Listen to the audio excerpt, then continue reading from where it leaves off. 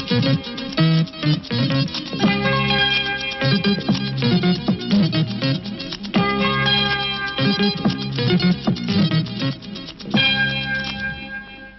20h avec Dominique Baudis. Cambodge, offensive des troupes vietnamiennes qui occuperaient déjà le quart du pays. Le président Valéry Giscard d'Estaing et l'Europe en 1979. Une conférence de presse mi-février, un discours en Alsace à la mi-mai. Parti socialiste, pas d'accord dans l'immédiat pour présenter un texte unique Mitterrand-Mauroy-Rocard au prochain congrès de Metz. Conséquence du froid, flambée des prix sur les fruits et les légumes, le poireau commence à manquer et il approche les 10 francs le kilo. Bonsoir. C'était il y a tout juste un an. Le régime des Khmers rouges annonçait que des hostilités avaient éclaté entre le Cambodge et le Vietnam. Une sorte de guerre des frères ennemis. Frères, parce que les hommes au pouvoir à Phnom Penh et à Hanoï avaient lutté côte à côte durant de longues années. Ennemis, parce qu'un antagonisme séculaire oppose Cambodgiens et Vietnamiens. Depuis un an, ce conflit faisait en quelque sorte partie du paysage politique du sud-est asiatique. Sur le terrain, on n'enregistrait pas de modifications significatives des forces en présence. La guerre était surtout celle des communiqués. Or, depuis quelques jours, c'est une très vaste offensive militaire qui a été lancée par les Vietnamiens. Ils auraient, semble-t-il, très profondément pénétré à l'intérieur du territoire cambodgien. Un commentaire de François-Xavier Do. Cette fois-ci, les choses sont différentes. Les communiqués des deux parties donnent des précisions et manifestent un accord inhabituel.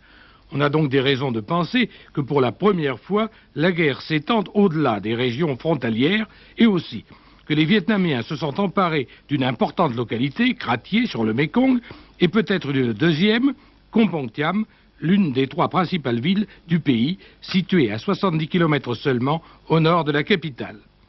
Ainsi, les provinces du nord-est du Cambodge, soit un quart du pays, seraient plus ou moins occupées. Les Vietnamiens se montrent discrets dans la victoire. Ils en laissent le bénéfice à leurs amis du FUNSK, Front Uni National pour le salut du Cambodgia, organisation issue au printemps dernier d'une rébellion contre le sanglant régime de Phnom Penh.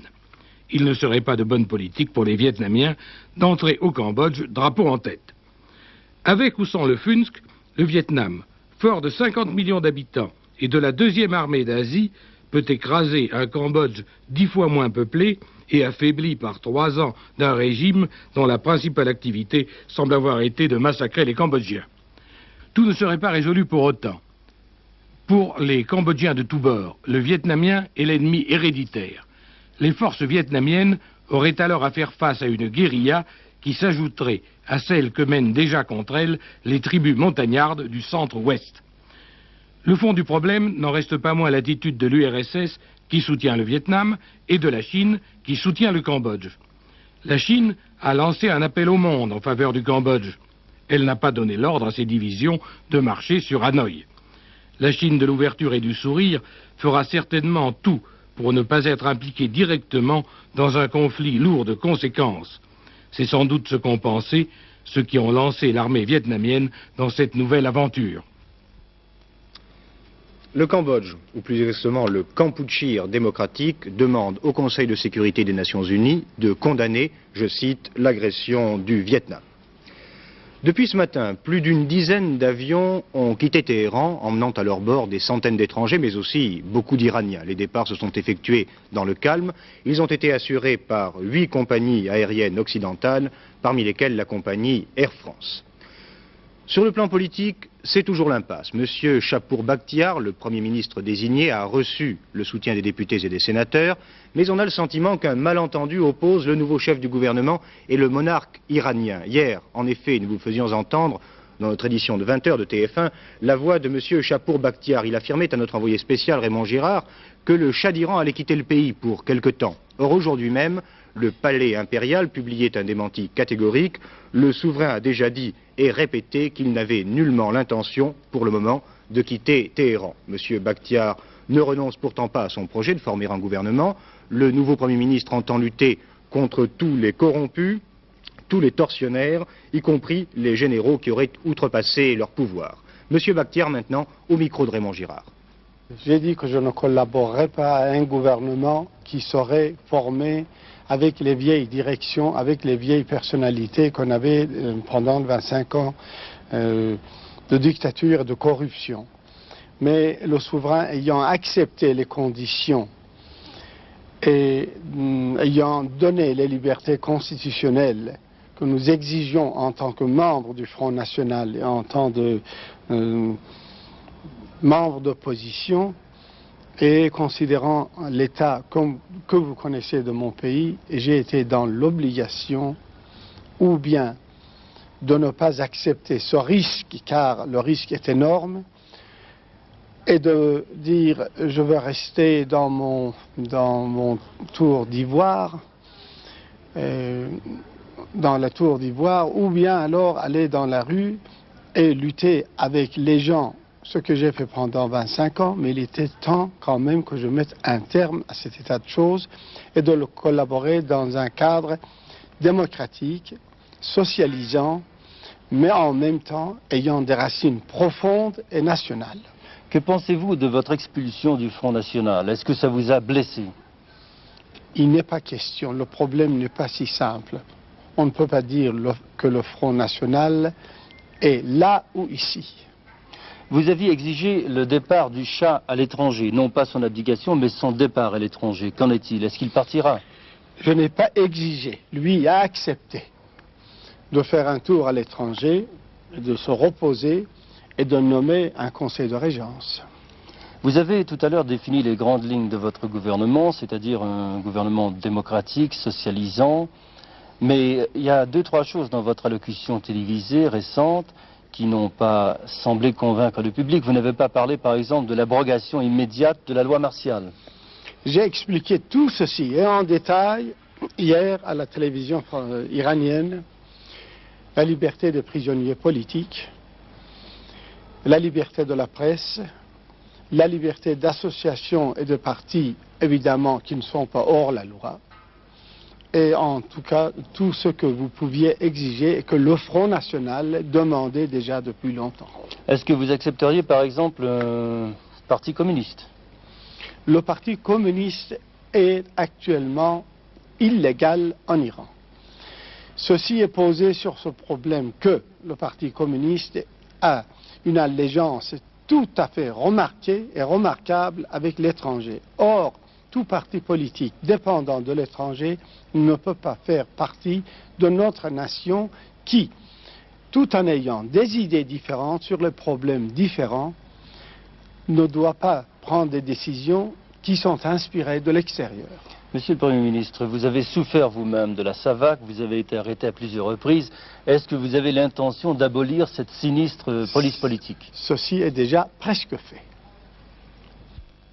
Aux États-Unis, à Los Angeles, plusieurs centaines d'étudiants ont manifesté contre le régime du Shah. Les manifestants ont tenté d'incendier une maison appartenant à la famille impériale. À l'intérieur de la villa se trouvaient la mère et la sœur du Shah d'Iran. Plusieurs fenêtres ont été brisées par des pierres et des bouteilles. La police est intervenue faisant usage de lances d'incendie et de grenades lacrymogènes. On compte plus d'une trentaine de blessés. Le froid continue de sévir sur l'ensemble de la France. Ce matin, à Rungis, le corps d'un homme mort de froid a été découvert par une patrouille de police. En Alsace, les pompiers ont eu les pires difficultés à vaincre 3 violents incendies. En effet, l'eau gelée à peine sortie des lances. Et puis, autre conséquence du mauvais temps, la ville de Mont-de-Marsan, dans le département des Landes, est complètement isolée depuis 16 heures cet après-midi en raison d'abondantes chutes de neige. Le mauvais temps retardera également la rentrée scolaire dans certains départements du nord de la France, notamment dans la Somme et dans le Pas-de-Calais. Et puis les conditions météorologiques vont s'aggraver sur toute la France. C'est ce qu'annonce ce soir un bulletin spécial des services de la météorologie nationale. En effet, une très large zone de mauvais temps, avec des vents forts et des pluies abondantes, abordera nos côtes d'ici quelques heures. Et la rencontre de ce mauvais temps avec la masse d'air froid qui domine la France provoquera de nouvelles chutes de neige et la formation de verglas. Cette nuit, il neigera sur les Pyrénées, sur les versants ouest et le sud-ouest du Massif central et sur le relief breton et normand. Et puis demain matin, dès les premières heures du jour, toutes les régions s'étendant de la frontière belge aux Vosges, au Jura et aux Alpes seront touchées. Les vents forts accompagnant ces chutes de neige formeront de nouvelles congères. Ensuite, il y aura un adoucissement temporaire avec des chutes de pluie et l'on prévoit de fortes crues pouvant entraîner quelques inondations.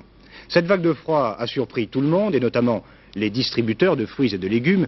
Ils n'avaient pas constitué de réserves suffisantes et l'on enregistre quelques hausses sensibles des prix des légumes frais. Alors, le point avec Jean-François Robinet. Il fallait en profiter ce matin. 4,65 francs le kilo de poireaux, ce n'était pas cher. Demain, il faudra souvent compter le double. Les stocks, la resserre, comme l'on dit, aura été vendue aujourd'hui et les producteurs ont du mal à arracher. La terre est gelée. Dans la région parisienne, on parvient encore à récolter. Mais dans le nord, c'est souvent impossible et sur les marchés de gros, les légumes de plein champ ont fait des bonds spectaculaires ce matin. À combien les poireaux aujourd'hui à Rungis? Eh bien aujourd'hui, il faut compter dans les de 6 francs à 7 francs. Et plutôt 7 que 6 d'ailleurs, parce qu'il y a quand même très peu de quantité et une demande qui s'accroît. Les gens veulent faire du pot-au-feu, veulent faire des plats chauds, ce qui est normal d'ailleurs. Au détail, vous allez les vendre combien les poireaux? 9 francs le kilo. Oui. Les poireaux battent les records, mais tous les légumes frais suivent, et cela dans l'ensemble de la France, comme nous l'indiquent les ordinateurs de cette société de distribution implantée dans toutes les régions. J'avais relevé ce matin 2-3 produits qui intéressent tout le monde. Le poireau, plus 74%, c'est spectaculaire. La carotte, plus 29%. La salade, plus 27%. L'endive, plus 38%. Est-ce que la météo est très importante pour vous? Est-ce que vous vous en servez? La météo, c'est notre premier outil de travail le matin en arrivant. Est-ce que vous étiez informé de ces gelées? Vous en doutiez? Absolument pas. Nous avons été informés vendredi soir qu'il y ait avoir peut-être des gelées par la station de Villacoublay, mais pas du tout de la manière dont ça s'est préparé. Ça s'est présenté plus tôt. Il y a d'autres facteurs de hausse. Les exportations importantes vers l'Allemagne et le coût de l'énergie. Il faut 1 litre de fioul pour produire une salade de serre. Il n'empêche que salade à moins de 3 francs pièce et carottes à moins de 2 francs le kilo sont encore abordables et l'on peut compléter par d'autres produits. Les consommateurs ne sont pas obligés de manger du poireau le 3 janvier, on peut en manger à la rigueur le 10, comme on pouvait en manger le 15 décembre. Donc il y a des produits de remplacement, les pommes de terre n'ont pas augmenté. Et puis mon Dieu, il y a aussi d'autres produits que les légumes, il y a des pâtes, il y a du riz. Si le froid continue, est-ce qu'en fin de semaine on peut s'attendre à des augmentations encore plus fortes? Pour cette semaine-ci, il est vraisemblable qu'il n'y aura pas de détente sur les prix. Malgré les difficultés occasionnées par cette chute du thermomètre, ce ne sont pas les Français qui étaient les plus mal lotis en ce début d'année. Dans certains pays européens, nos voisins, les températures ont été beaucoup plus rudes et leurs conséquences beaucoup plus graves. Christiane Delacroix. Oui, et ce sont des records de froid sans précédent qui viennent d'être enregistrés en Europe de l'Est. En Allemagne fédérale, la température est tombée en quelques heures de plus 10 à moins 20 degrés.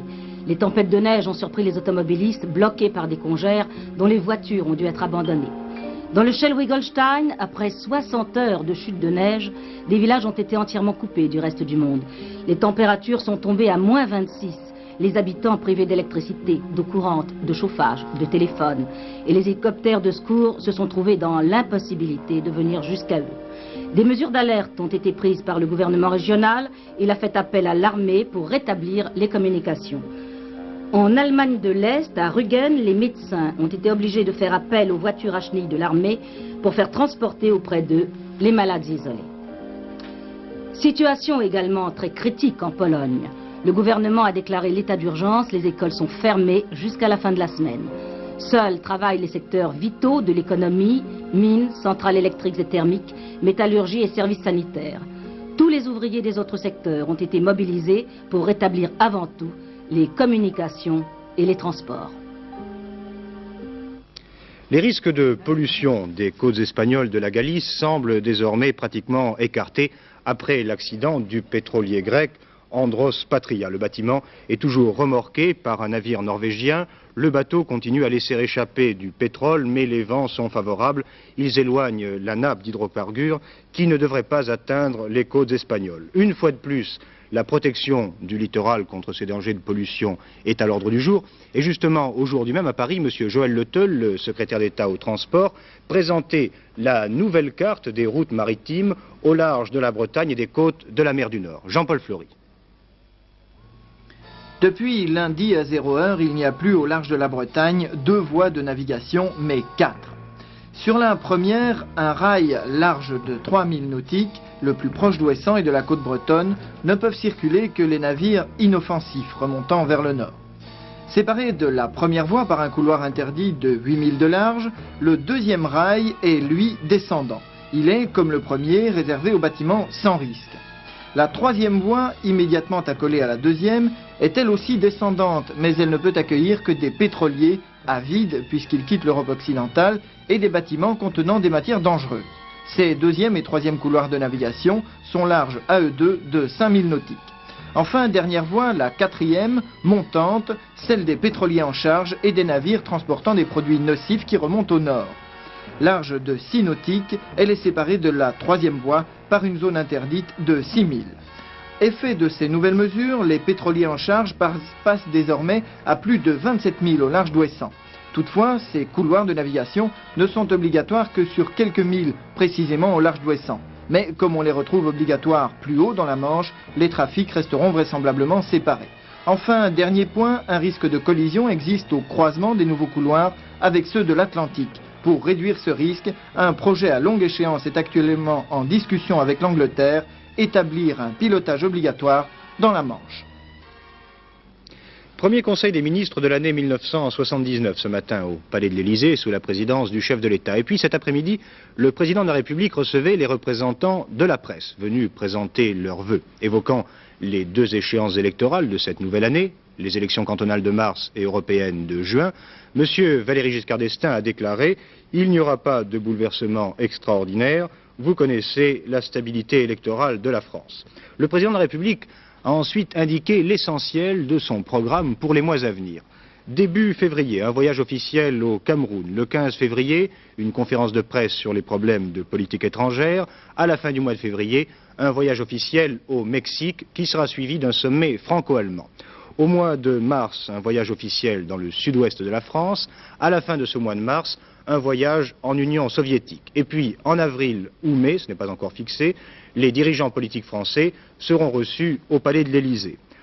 Enfin, au milieu du mois de mai, le chef de l'État prononcera en Alsace un discours sur l'Europe. Et tout cela sans oublier évidemment le sommet de la Guadeloupe prévu pour vendredi prochain, mais nous aurons l'occasion d'y revenir. Et puis aujourd'hui, le chef de l'État présidait également l'audience solennelle de rentrée de la Cour de cassation. À l'occasion de cette cérémonie, le président de la République a pris la défense de la justice et de la magistrature. J'ai tenu à vous dire solennellement combien le président de la République trouve choquantes, inadmissibles et dangereuses les attaques portées contre la justice. Ces attaques sont multiples et diverses. Elles portent sur les décisions de justice, mais aussi sur la manière dont ces décisions sont prises et sur les magistrats et les jurés qui les rendent. Certes, le passé nous donne l'exemple de jugements controversés. Mais à l'heure actuelle, certaines des attaques tendent, au-delà des cas particuliers, à mettre en cause la justice elle-même et les magistrats qui la composent. C'est la justice, en tant qu'institution fondamentale de la société libre, qui est alors visée. C'est sa légitimité qui se trouve contestée. Ceci me paraît grave. La justice est inscrite au cœur de tous les hommes. Elle est inscrite, par notre tradition historique, au cœur de tous les Français. Mais en tant qu'institution, elle ne peut exister et n'existe de fait que dans une société de liberté. Sinon, elle n'est qu'une simple police sociale. Il y a donc une étrange confusion à invoquer la liberté pour attaquer la justice, alors que la liberté ne peut exister sans la justice. Or, ce sont souvent les mêmes qui remettent en cause le droit de punir et qui dénoncent les risques que la violence fait peser sur les libertés. Et puis, au cours de cette allocution, le président de la République a rendu un hommage particulièrement chaleureux et particulièrement remarqué à l'action du garde des Sceaux, M. Alain Peyrefitte. Ultime tentative de conciliation au Parti socialiste. Quelques amis de François Mitterrand ont retrouvé aujourd'hui Pierre Mauroy, Michel Rocard et quelques autres dirigeants du PS pour tenter de trouver un accord sur un texte commun en vue du prochain congrès. Enjeu de cette réunion, la préservation de l'unité de l'actuelle majorité du parti. Alors Bruno Mazure, vous avez suivi ces travaux aujourd'hui au siège du Parti socialiste. Eh bien, après moins de 2 heures de discussion, les dirigeants socialistes n'ont pu constater que leur division et d'un commun accord, ils ont décidé d'aérer les débats, en quelque sorte de laisser trancher les militants qui devront donc se prononcer sur au moins 2 textes. Schématiquement, un premier texte, celui des fidèles de François Mitterrand, dont le porte-parole sera Lionel Jospin, puisque François Mitterrand ne signera pas lui-même une contribution. Deuxième texte, celui pour simplifier, du front des non-mitterrandistes. Le fait à retenir pour la journée, c'est donc la confirmation de la coalition Mauroy-Rocard, en ayant à l'esprit qu'il peut toujours y avoir une synthèse ultérieurement lors du Congrès. Jean-Pierre Chevènement, le leader du CRS, l'aile gauche du Parti socialiste, voit d'un très mauvais œil ce début d'alliance Mauroy-Rocard et dans Le Monde d'aujourd'hui, il déclare qu'il faut faire barrage dès aujourd'hui à cette offensive droitière, à ce projet réformiste social-démocrate. Et Jean-Pierre Chevènement se dit prêt également à une alliance avec François Mitterrand. Mais Pierre Mauroy a été très clair et très ferme cet après-midi. Il n'est pas question d'une synthèse avec le CRS en raison de ses prises de position sur l'Europe, des prises de position jugées beaucoup trop nationalistes. Toutes les cartes sont donc redistribuées au PS, toutes les hypothèses sont envisageables et il faut attendre pour y voir totalement clair la nuit du 7 au 8 avril, la fin du Congrès. Merci Bruno Mazure. À vous, Jean-Claude Narcy, de nous donner les nouvelles brèves de ce journal. Eh bien, il y a la réforme de l'indemnisation du chômage qui est à l'actualité. À leur tour, les sénateurs ont examiné aujourd'hui le projet de loi qui doit revenir d'ailleurs demain devant l'Assemblée nationale. Ce projet vise notamment à rendre dégressive l'allocation versée pour les licenciements économiques. Les sénateurs vont travailler tard ce soir et donc le projet ira demain soir à l'Assemblée nationale. Les 6000 ouvriers des chantiers navals Alstom Atlantique de Saint-Nazaire, en Loire-Atlantique, ont repris le travail ce matin après 12 jours de chômage technique. L'intersyndicale a annoncé aujourd'hui la reprise des négociations avec la direction sur le paiement des heures de travail perdues le 19 décembre à la suite, vous le savez, de la panne nationale d'électricité. Ce problème avait d'ailleurs été à l'origine d'un conflit qui avait abouti le 20 décembre à l'intervention des forces de police à l'intérieur de l'hôtel de ville de Saint-Nazaire pour libérer 4 directeurs retenus par les ouvriers. Un sondage intéressant de l'IFOP pour notre confrère VSD qui paraît cette semaine, ce que proposent les Français pour que ça aille mieux. Eh bien, par exemple, pour réduire le déficit de la sécurité sociale, il n'y a qu'à contrôler davantage les arrêts de maladie, et cela pour 64% des personnes interrogées. Pour qu'il y ait moins d'impôts, il n'y a qu'à, encore une fois, diminuer la durée du travail, 33%, ou renvoyer chez eux les travailleurs étrangers, 33% également. En Espagne, victime d'un attentat, le général de division Constantino Ortingil, gouverneur militaire de Madrid, est mort cet après-midi des suites de ses blessures. Devant son domicile, 2 individus avaient tiré sur lui à la mitraillette alors que le général sortait d'une voiture officielle en compagnie de son aide de camp. Les 2 terroristes ont réussi à prendre la fuite à bord d'une automobile et l'ETA a revendiqué cet attentat. Comme pour le Haïong, la France est prête à accueillir un certain nombre de réfugiés vietnamiens se trouvant à bord du Tongan, ancré depuis le 27 décembre dans la baie de Manille. C'est ce qu'indique le Quai d'Orsay aujourd'hui. Quelques 2500 réfugiés, dont le gouvernement philippin a interdit le débarquement, se trouvent actuellement à bord du Tongan. Le général Haig, commandant en chef des forces alliées en Europe, a annoncé aujourd'hui en Belgique qu'il avait l'intention de démissionner de son poste le 30 juin prochain. Le général Haig a adressé des lettres au président Jimmy Carter et au secrétaire général de l'OTAN, M. Luns, pour leur faire part de sa décision. Le général Haig a le goût de la politique et ce pourrait être pour lui d'ailleurs une seconde carrière. Cette passion s'est souvent traduite par des déclarations sur les rapports de force entre l'Est et l'Ouest. Les Américains sont mécontents des propos tenus par Fidel Castro lors d'un discours incendiaire prononcé à l'occasion du 20e anniversaire de la révolution cubaine. À cette occasion, Cuba a d'ailleurs connu le plus important défilé militaire de son histoire. Fidel Castro a donc lancé de violentes accusations contre les trahisons du Caire et de Pékin. Washington a été fustigé pour avoir osé nouer des relations diplomatiques avec la Chine communiste. Il semble donc que la normalisation amorcée entre Washington et la Havane soit compromise actuellement. L'Égypte informera dans les 2 prochains jours les États-Unis de sa position sur la reprise des négociations de paix avec Israël et laissera au secrétaire d'État, M. Cyrus Vance, le soin de décider d'une formule à cet effet. C'est ce qu'a déclaré le Premier ministre égyptien. Le secrétaire d'État américain aura l'entière liberté de décider la forme des contacts futurs et les négociations pourront reprendre si ces contacts sont fructueux. M. Khalil a exclu une reprise immédiate des négociations égypto-israéliennes, précisant que les efforts de l'Égypte concernant les négociations qui auront lieu dans une phase ultérieure. Le tueur de l'Oise, eh bien l'enquête se poursuit. D'une part, les policiers possèdent les empreintes digitales qui ont été relevées sur les voitures volées par le tueur. D'autre part, les enquêteurs du SRPJ de Lille détiennent 2 photographies d'un malfaiteur soupçonné d'avoir commis plusieurs agressions. Alors en ce moment même, ils présentent les photos aux personnes susceptibles de reconnaître le tueur fou de l'Oise, qui est l'auteur, vous le savez, d'un assassinat à Chantilly, d'agressions contre 3 femmes et de 3 attentats à l'explosif. Candidat au permis de chasser, eh bien, la session normale de l'examen 79 aura lieu le samedi 5 mai prochain pour l'ensemble des départements français. Les candidats chasseurs devront déposer leur dossier à la préfecture de leur domicile ou de leur résidence, et cela avant le 31 mars. Milan a connu sa nuit des ovnis. Entre mardi et mercredi, des centaines de témoignages sur la présence d'objets volants non identifiés ont été enregistrés et puis rapportés par la presse italienne. Mais aucune photo n'a pu être prise. En revanche, une équipe de télévision australienne a peut-être réussi pour la première fois, vous le voyez, à filmer des ovnis. Embarqués à bord d'un avion, les journalistes affirment avoir été suivis par une flottille d'une 40aine d'objets volants qui ont pu être repérés par les radars au sol. Et voici le film que vous voyez en ce moment, tourné par l'équipe de télévision australienne. Il montre l'un de ces ovnis. Celui-ci, de forme ovoïde, est extrêmement brillant. Vous le voyez, et des lignes blanches gravitent autour de lui.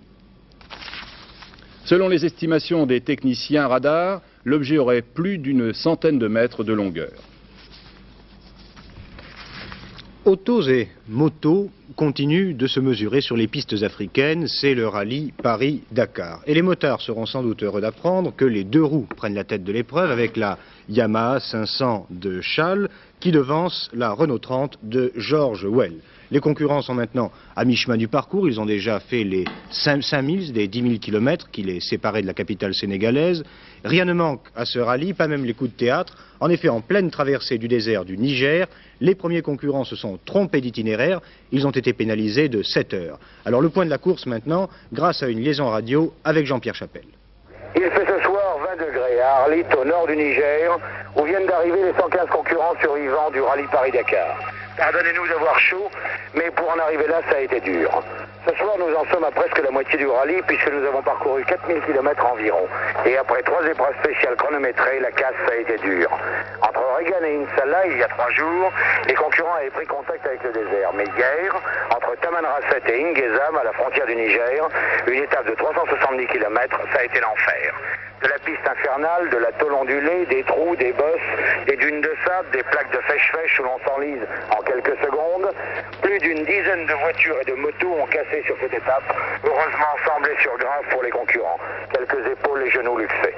Et ce matin, à 7 heures, au poste d'Ingezam, un petit poste isolé de 30 mètres de côté en plein désert, nous nous sommes retrouvés à 115 seulement sur 176 au départ. Départ traditionnel de minute en minute, sans histoire. Mais là, pour les premiers, ça fut la catastrophe. Le premier, un motard, Charles Petitsec, se trompait de piste et partait en plein désert vers Agadez. Les 10 suivants le suivaient sur la mauvaise piste. Ils ont été sauvés par des techniciens japonais travaillant sur une mine en plein désert et qui partaient jouer au golf. Je n'invente rien.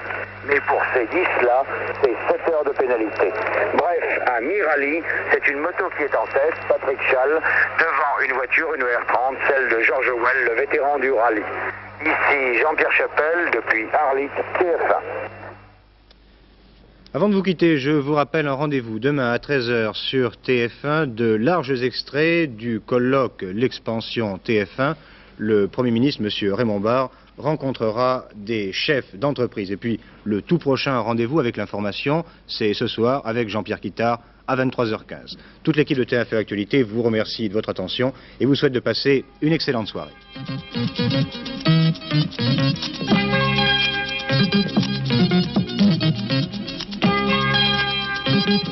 Thank you.